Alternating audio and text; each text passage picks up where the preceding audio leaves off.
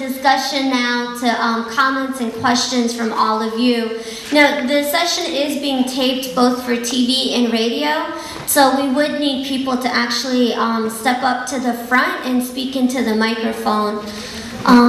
So if you could just come up one by one.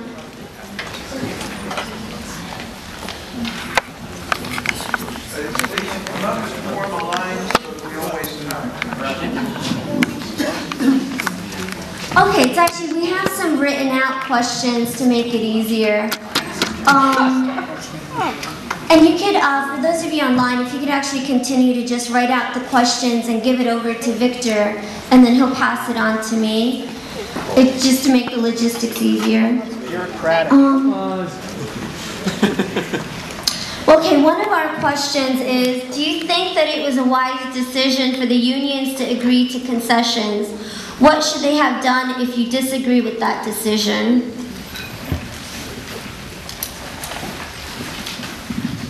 Okay. To any of you? Bad idea. Yeah, to be clear, not all the unions did agree to concessions. And there's a dynamic here where we've talked a lot about the teachers. Madison Teachers, Inc. is a very strong union that was responsible for leading the charge in the sick hours. But the leadership of that union is not necessarily at the table when decisions are made at the top, which is crazy, frankly, which is crazy. And so firefighters, the teachers, certainly my local wasn't consulted. We didn't agree to concessions.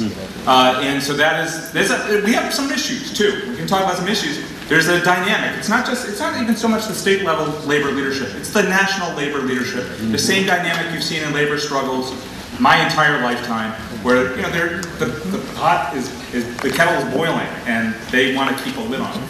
Just a little context on all the labor leaders, nearly all the big state unions and public employee unions in Wisconsin said we'll agree to the 12% health insurance co-pays, we'll agree to increase our pension contributions as long as you don't take away our collective bargaining rights. And the strategy here, which I think was probably wrong, but the strategy was, I'll defend it now, was to say this is not about the budget, this is not about this phony crisis that Scott Walker's using to justify this attacks, these are actually about fundamental rights that Wisconsin workers hold. And so we've already agreed to all the concessions, therefore the only issue left on the table really is whether we're going to have the right to bargain. And what ended up happening is because of the 14 Democrats fleeing to Illinois, they couldn't get a quorum on the fiscal bill, which is the budget, so they just passed collective bargaining as a standalone measure. So Scott Walker was no longer able to say, this was essential for me to balance the state budget. It actually just passed as a standalone bill. And so I do think that because of the 14 Democrats and because of the strategy of the unions, it ended up crystallizing the issue a lot more clearly about workers' rights and less about the budget, which confuses people because people don't understand numbers and it just sounds like a lot of billions of dollars. So that's my weak sauce defense of the early concessions. I want to speak to this also because I actually think that the contracts being signed, I mean, let me just say, I think they are terrible contracts, right? So that the contracts that many teachers have just signed say that the district can renegotiate or just reassign teachers' healthcare contributions without bargaining with the union at all. And I think there's a reason for this, and it's that the union apparatus is more concerned with maintaining the union apparatus as it's part, maintaining the dues checkoff and everything else, and that's what was maintained in the teachers' contracts. I think what was lost in the concessions was the chance to say, actually, it's a lie that public sector workers are the reason why there is a deficit. That's not true at all. It's because 2/3 of corporations in the state of Wisconsin pay no taxes to the state of Wisconsin, that there's a deficit in Wisconsin.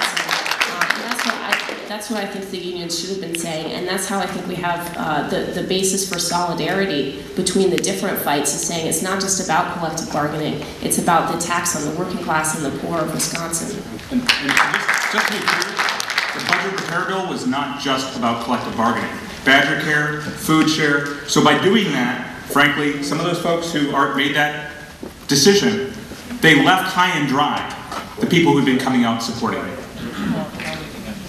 So we actually have a question specifically about the budget, that on January 31st, the Wisconsin Legislative Fiscal Bureau released a report stating that there is a budget surplus. Can you briefly describe the timeline of the creation of the deficit? For example, the tax cuts, and detail where the $3.6 billion deficit Walker claims comes from?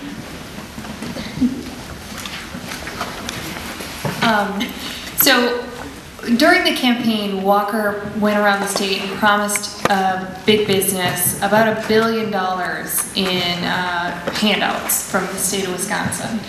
And so he had to come up with a way to take money out of one pot and hand it over to them. The state of Wisconsin was about to pretty much break even if there was no new spending, and maybe even have a little bit of a surplus. So what he did as soon as he got into office was passed a bunch of tax cuts for the wealthy, and also did what he called tort reform. And through various means created a little bit of a deficit, about $170 million. And the Department of Administration, when they issued what they said was this huge budget crisis, they built into their assumptions 6% spending increases, right, which weren't going to happen. In addition to assuming that the contracts for state employees would actually get better than they were right now. Like the state would cover 100% of health care and pensions, which wasn't going to happen either. So our Legislative Fiscal Bureau, basically the nonpartisan group that figured it out, basically said, you know, this is totally fiction, made up fairy tale. And of course, because we have no real media in the state of Wisconsin that actually should be reporting the truth, they've just taken Walker's assumptions and numbers and just, you know, regurgitated them out to the public and, you know, perpetuated this fiction of a state budget. Okay, so we had a question specifically around Monica's comments. One of the audience members had said that, you know, Monica had raised very critical and important concerns central to the notion of social change. And can other panelists address how issues of race have been or have not been part of the decision-making process in Wisconsin?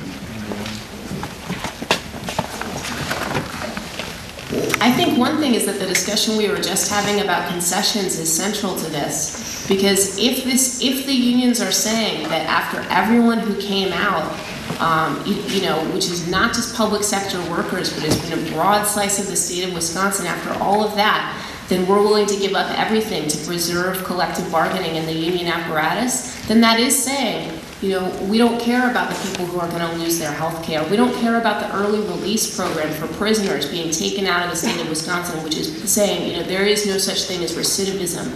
There is no such thing as rehabilitation in our state. I mean, that's one of Walker's bills as well. You know, we know who it's going to hurt to cut almost $900 million from public K through 12 education in the state. And I feel like this is kind of a strategic